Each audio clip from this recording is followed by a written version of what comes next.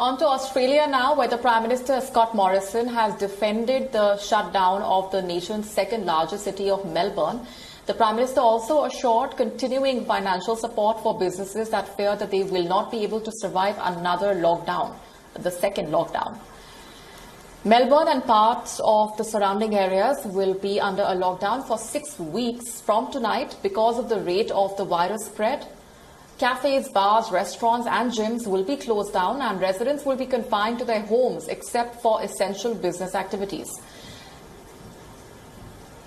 There were 75 occupants of 9 public housing towers among the new COVID-19 cases today. They were earlier this week placed into a complete lockdown, barring their 3,000 residents from leaving their homes for 5 days. The Australian Prime Minister has asked the residents to remain strong amid the return of the harsh virus restrictions. Scott Morrison has called for unity in these tough times. It's happening in Melbourne now. Of course, there's always the risk it could happen in other cities, and every step is being taken to seek to prevent that wherever possible. But we're all Melburnians now when it comes to the challenges we face. We're all Victorians now because we're all Australians, and that's where the challenge is right now. Victoria reported 134 new cases today, down from the previous day's record 191, but well over the low single-digit daily increases of the country's other 7 states and territories. Huge concern there. Victoria's borders with neighbouring states have also been closed down to prevent the spread of the virus.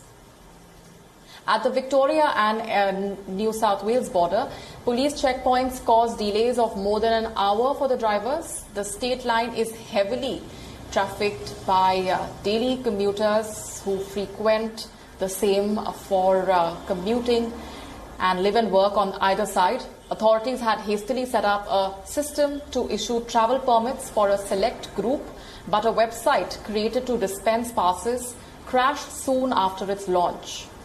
Victoria's only other internal border with South Australia has been closed since mid-March.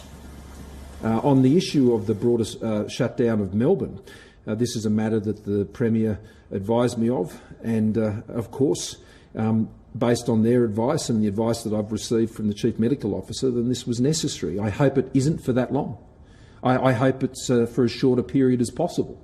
But given the seriousness of the issue and the containment that was occurring in the initial postcodes and what was occurring there, that this was a more practical measure in the Premier's view and the advice that he had received. Red flags have been raised by potential quarantine breaches. In fact, Victorian state government officials believing these breaches by returnees led to the spread of the virus itself. Officials have started an inquiry as well. Morrison said that he would be taking a proposal to a national cabinet of state and territory leaders on Friday. A number of repatriation flights may be reduced to cut down the number of new virus cases arriving in the country. The Prime Minister is seeking to slow down the return of Australian citizens and permanent residents back to the country with the aim of reducing the burden on hotel quarantines.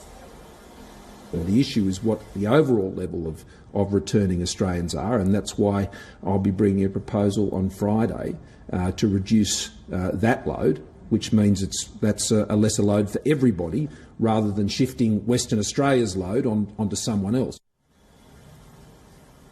Australia has reported about 9,000 COVID-19 cases and 106 deaths from the coronavirus till now.